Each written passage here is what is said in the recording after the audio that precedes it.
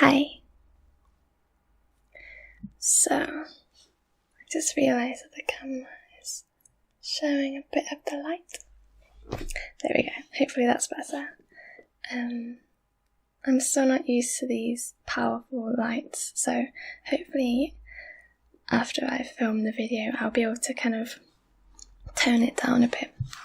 The whole point of me filming at night was that it would be not so kind of bright on the screen, but maybe by using these I've kind of negated the whole point of that. Today, as you can tell by the title, I'm carrying on with Lord of the Rings, The Fellowship of the Ring. I wanted to maybe not make this a proper series because I'm not sure if I'll be able to read all of it, maybe eventually. But I wanted to at least carry it on because people seem to like it and I like reading it. Also, again, it's quite late, so I was looking at my kind of box of things I have planned to use for videos. But I've kind of got better ideas for how and when to use them. So I thought I'd just make a simple one because I still wanted to put a video out there. So yeah, I'll just jump straight in. So I've made one other video so far, and I'm still in chapter 1, and I think I'll be in it for, several more pages. I think 11 more pages. So yeah, that's just carrying on from that one, which is a kind of remake of a video that I made a few years ago. But yeah, I want to kind of stick with it this time, at least for a while. So I just start. If you are like reading along maybe, towards the end of A Long Expected Party, and obviously there's a lot of different versions of this book that's been released, so it'll be hard to kind of translate the page number across because it's probably different for yours. I actually have another copy where it's in completely different kind of text size and everything. But it's, I think, towards the end of the party, and everyone has kind of just eaten a lot of food, basically. And the fireworks have just ended, I think, with Gandalf. So yeah, I'll just start before I carry on waffling on for no reason. I'm not sure why I wore a choker as well. I can't really breathe in it. But anyway. My dear people, began Bilbo, rising in his place. Hear, hear, hear, they shouted, and kept on repeating it in chorus, seeming reluctant to follow their own advice. Bilbo left his place and went and stood on a chair underneath the illuminated tree. The light of the lanterns fell on his beaming face. The golden buttons shone on his embroidered silk waistcoat. They could all see him standing, waving one hand in the air, the other was in his trouser pocket. My dear Bagginses and Boffins, he began again, and my dear Tooks and Brandybooks and Grubbs and Chubs and Burrowses and Hornblowers and Bolgers, brace girdles, good bodies, Brockhouses and Proudfoots. Proud feet, shouted an elderly hobbit from the back of the pavilion.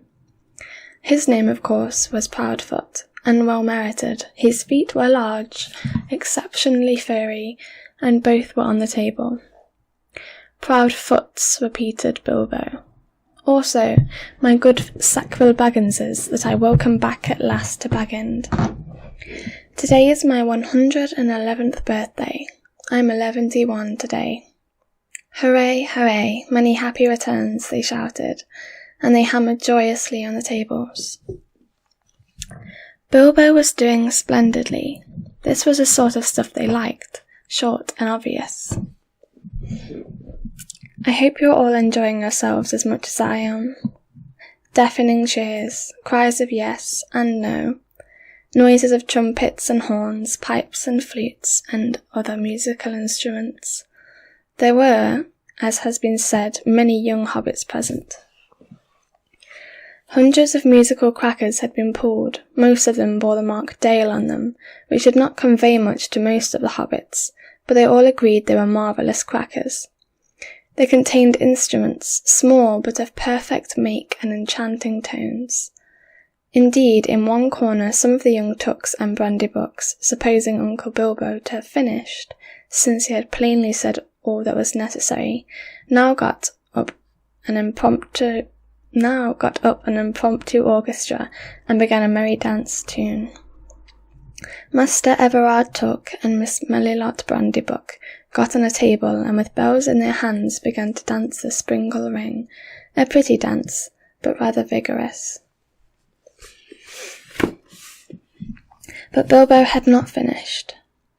Seizing a horn from a youngster nearby, he blew 3 loud hoots. The noise subsided. "I shall not keep you long," he cried. Cheers from all the assembly. "I have called you all together for a purpose." Something in the way that he said this made an impression. There was almost silence, and 1 or 2 of the tooks pricked up their ears. "Indeed, for 3 purposes. First of all, to tell you that I am immensely fond of you all, and that 71 years is too short a time to live among such excellent and admirable hobbits." Tremendous outburst of approval. "I don't know half of you as well as I should like, and I like less than half of you half as well as you deserve." This was unexpected and rather difficult. There was some scattered clapping, but most of them were trying to work it out and see if it came to a compliment. Secondly, to celebrate my birthday, cheers again. I should say our birthday, for it is, of course, also the birthday of my heir and nephew Frodo. He comes of age and into his inheritance today. Some perfunctory clapping by the elders, and some loud shouts of "Frodo, Frodo, jolly old Frodo" from the juniors. The Sackville Bagginses scowled and wondered what was meant by coming into his inheritance. Together we score 144. Your numbers were chosen to fit this remarkable total, 1 gross, if I may use the expression. No cheers. This was ridiculous. Many of the guests, and especially the Sackville Bagginses, were insulted, feeling sure they had only been asked to fill up the required number like goods in a package. 1 gross indeed, vulgar expression. It is also, if I may be allowed to refer to ancient history, the anniversary of my arrival by barrel at Esgaroth on the Long Lake. Though the fact that it was my birthday slipped my memory on that occasion. I was only 51 then, and birthdays did not seem so important. The banquet was very splendid, however, though I had a bad cold at the time. I remember, and could only say, "Thank you very much." I now repeat it more correctly. "Thank you very much for coming to my little party." Obstinate silence. They all feared that a song or some poetry was now imminent, and they were getting bored. Why couldn't he stop talking and let them drink his health? But Bilbo did not sing or recite. He paused for a moment. "Thirdly and finally," he said, "I wish to make an announcement." He spoke this last word so loudly and suddenly that everyone sat up who still could. "I regret to announce that, though as I said 71 years is far too short a time to spend among you, this is the end. I'm leaving now. Goodbye." He stepped down and vanished. There was a blinding flash of light and all of the guests blinked. When they opened their eyes, Bilbo was nowhere to be seen. 144 flabbergasted hobbits sat back speechless. Old Odo Proudfoot removed his feet from the table and stamped. Then there was a dead silence, until suddenly, after several deep breaths, every Baggins, Boffin, Tuck, Brandybuck, Grub, Chubb, Burrows, Bulger, Bracegirdle, Brockhouse, Goodbody, Hornblower, and Proudfoot all began to talk at once. It was generally agreed that the joke was in very bad taste, and more food and drink were needed to cure the guests of shock and annoyance. "He's mad, I always said so," was probably the most popular comment. Even the Tucks, with a few exceptions, thought Bilbo's behaviour was absurd. For the moment, most of them took it for granted that his disappearance was nothing more than a ridiculous prank. But old Rory Brandybuck was not so sure. Neither age nor an enormous dinner had clouded his wits, and he said to his daughter-in-law Esmeralda, "There's something fishy in this, my dear. I believe that mad Baggins is off again. Silly old fool. But why worry? He hasn't taken the victuals with him." He called loudly to Frodo to send the wine round again. Frodo was the only one present who said nothing. For some time he had sat silent beside Bilbo's empty chair and ignored all remarks and questions. He had enjoyed the joke, of course, even though he had been in the know. He had difficulty in keeping from laughter at the indignant surprise of the guests, but at the same time he felt deeply troubled. He realised suddenly that he loved the old hobbit dearly. Most of the guests went on eating and drinking and discussing Bilbo Baggins' oddities, past and present, but the Sackville Bagginses had already departed in wrath. Frodo did not want to have any more to do with the party. He gave orders for more wine to be served. Then he got up and drained his own glass silently to the health of Bilbo and slipped out of the pavilion. As for Bilbo Baggins, even while he was making his speech, he had been fingering the gold ring in his pocket, his magic ring that he had kept secret for so many years. As he stepped down, he slipped it on his finger, and he was never seen by any hobbit in Hobbiton again. He walked briskly back to his hole and stood for a moment, listening with a smile to the din of the pavilion and to the sounds of merrymaking in other parts of the field. Then he went in. He took off his party clothes, folded up and wrapped in tissue paper his embroidered silk waistcoat, and put it away. Then he put on quickly some old, untidy garments, and fastened round his waist a worn leather belt. On it he hung a short sword in a battered black leather scabbard. From a locked drawer, smelling of mothballs, he took out an old cloak and hood. They had been locked up as if they were very precious, but they were so patched and weather-stained that their original colour could hardly be guessed. It might have been dark green. They were rather too large for him. He then went into his study, and from a large strong box took out a bundle wrapped in old clothes and a leather-bound manuscript. And also a large, bulky envelope. The book and bundle he stuffed into the top of a heavy bag that was standing there, already nearly full. Into the envelope he slipped his golden ring and its fine chain, and then sealed it and addressed it to Frodo. At first he put it on the mantelpiece, but suddenly he removed it and stuck it in his pocket. At that moment the door opened and Gandalf came quickly in. "Hello," said Bilbo. "I wondered if you would turn up." "I'm glad to find you visible," replied the wizard, sitting down in a chair. "I wanted to catch you and have a few final words. I suppose you feel that everything has gone off splendidly and according to plan." "Yes, I do," said Bilbo. "Though that flash was surprising. It quite startled me, let alone the others. A little addition of your own, I suppose." "It was. You have wisely kept that ring secret in all these years, and it seemed, to me, necessary to give your guests something else that would seem to explain your sudden banishment. And would spoil my joke. You're an old, interfering busybody, laughed Bilbo. But I expect you know best, as usual. I do, when I know anything. But I don't feel too sure about this whole affair. It's now come to the final point. You've had your joke, and alarmed or offended most of your relations, and given the whole Shire something to talk about for 9 days, or 99 more likely. Are you going any further? Yes, I am. I feel I need a holiday. A very long holiday. As I've told you before.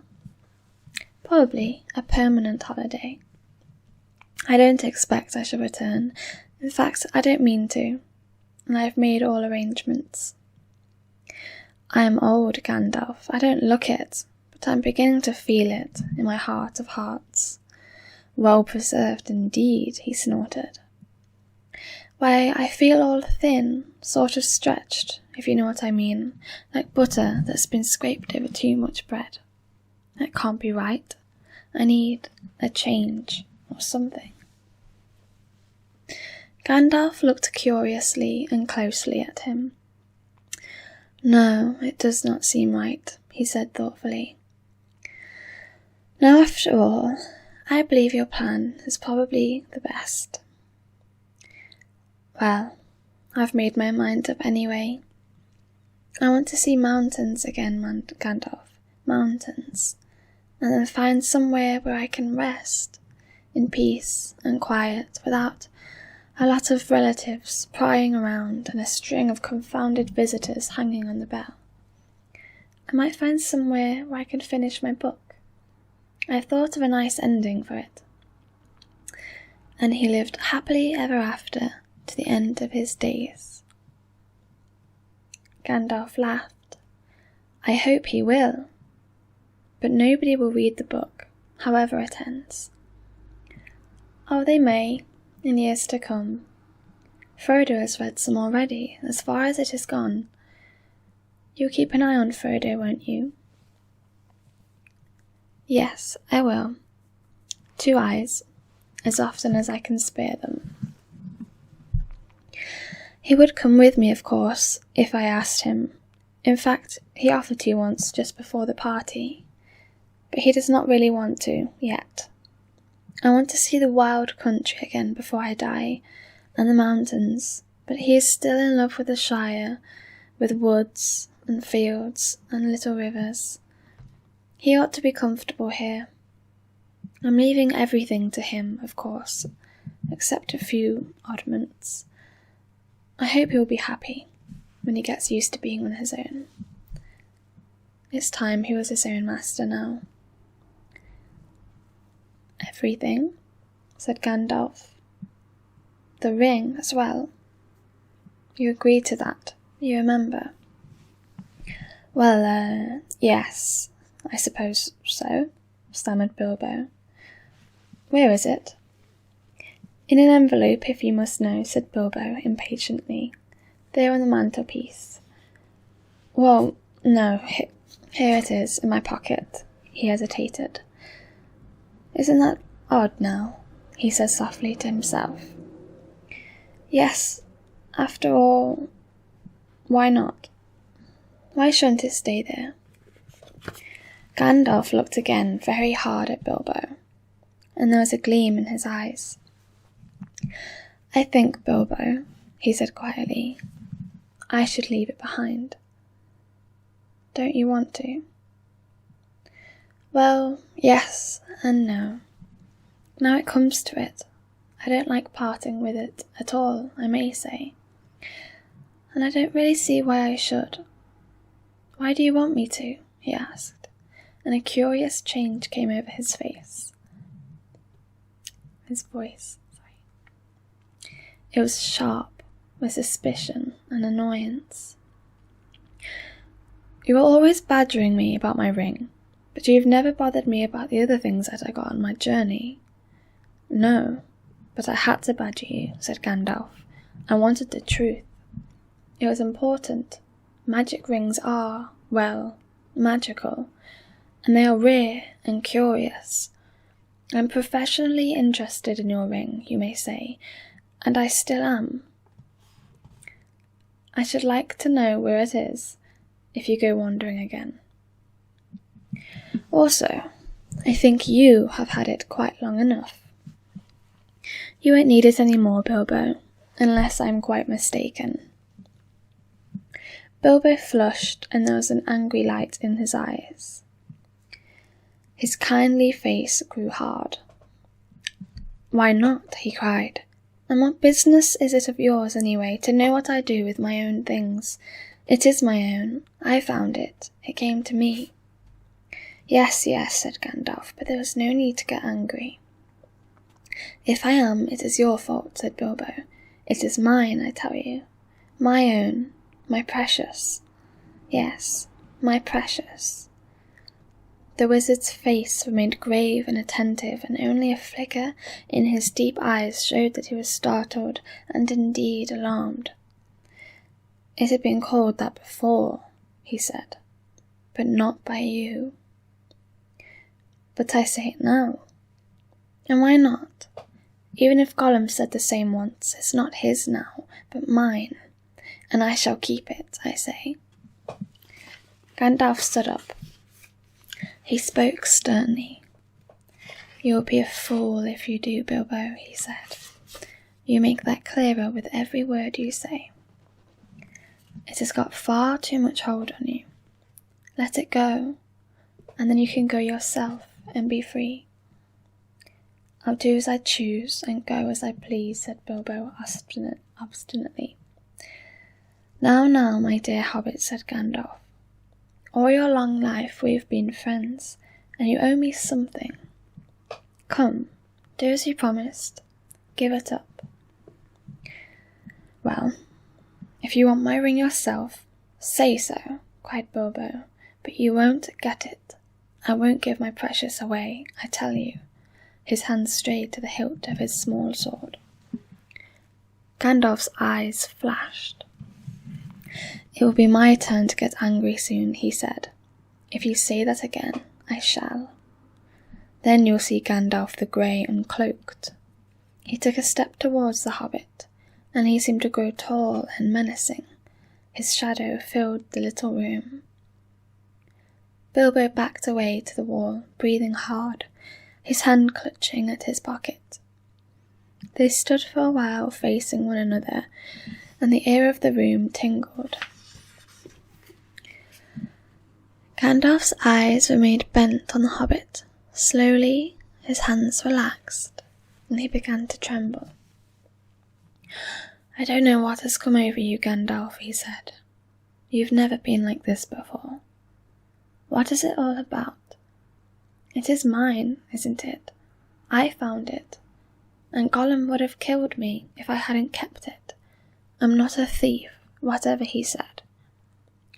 I have never called you one, Gandalf answered, and I'm not one either. I'm not trying to rob you, but to help you. I wish you would trust me, as you used to.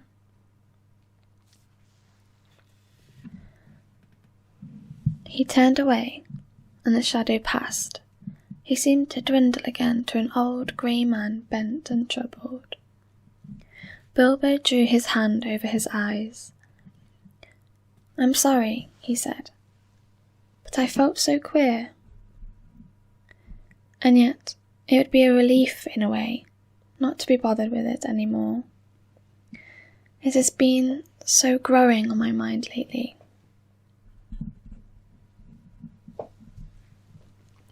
Sometimes I've felt it was like an eye looking at me. And I'm always wanting to put it on and disappear. Don't you know, or wondering if it is safe, and pulling it out to make sure. I tried locking it up, but I found I couldn't rest without it in my pocket. I don't know why, and I don't seem able to make up my mind. Then trust mine, said Gandalf. It is quite made up. Go away and leave it behind. Stop possessing it.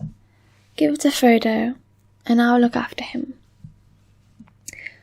Bilbo stood for a moment, tense and undecided. Presently he sighed. "All right," he said, with an effort. "I will." Then he shrugged his shoulders and smiled rather ruefully. After all, that's what this party business was all about, really. Give away lots of birthday presents and somehow make it easier to give it away at the same time. It hasn't made it any easier in the end. But it would be a pity to waste all my preparations. It would quite spoil the joke. "Indeed, it would take away the only point I ever saw in the affair," said Gandalf. "Very well," said Bilbo. "It goes to Frodo with all the rest." He drew a very deep breath. "And now I really must be starting, or somebody else will catch me. I've said goodbye, and I couldn't bear to do it all over again."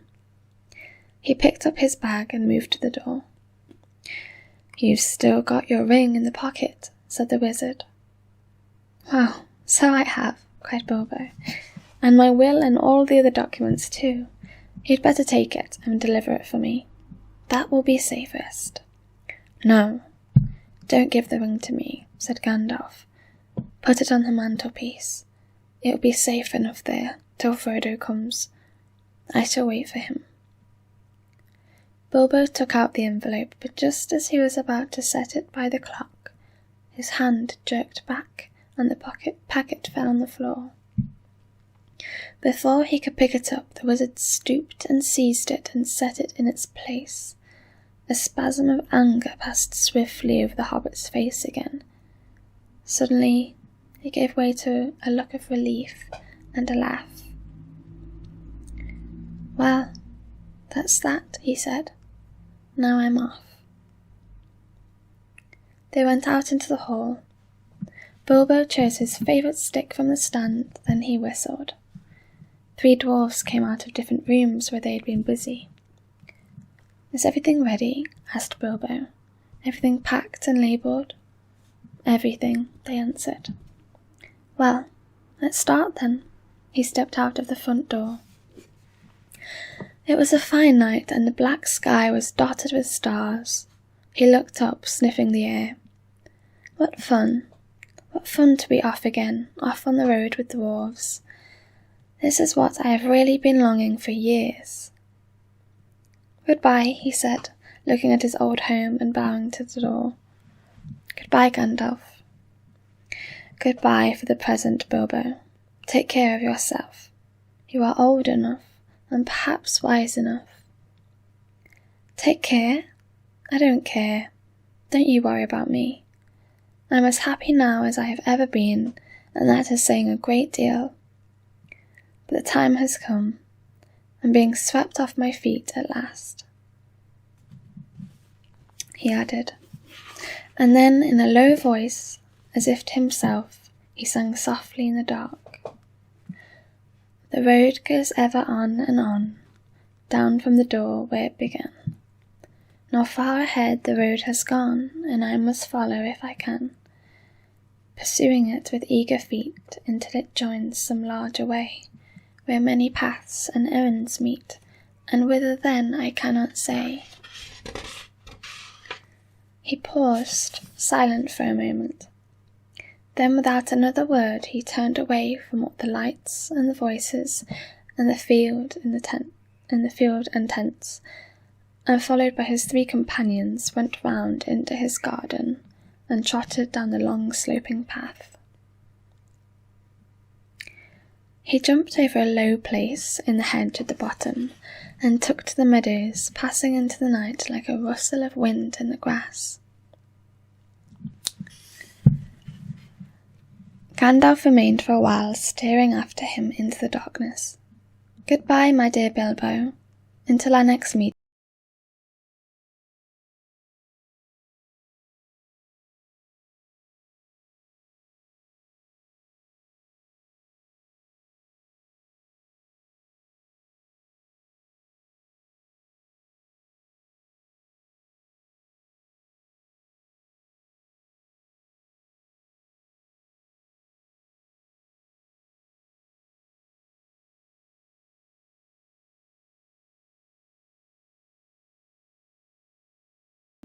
So thank you for watching again, and let me know if you do want me to carry on with this video, this series. I have a lot more videos planned, but I just wanted to kind of carry on with this for now. Thank you.